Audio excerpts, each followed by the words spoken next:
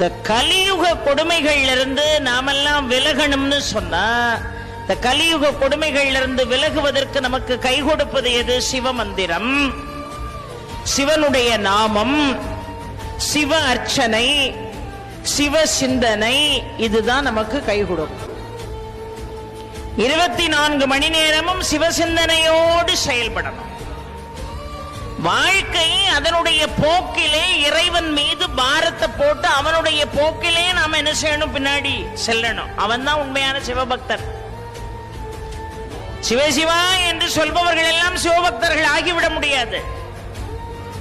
திருநீறு தரித்தவர்கள் எல்லாம் சிவபக்தர்கள் ஆகிட முடியாது. வாழ்க்கையில எது நடந்தாலும் வாழ்க்கை போகின்ற போக்கிற்கே நாம போகணும் அப்படின்னு யார் நினைக்கிறாங்களோ அவங்கதான் உண்மையான சிவபக்தர்கள். அவர்களை சிவன் அழிப்பதில்லை, அவர்களுடைய துன்பத்தை அவன் அழிக்கிறான், மாறாக அவனை ஆட்கொள்கிறான் என்று பார்க்கிறோம்.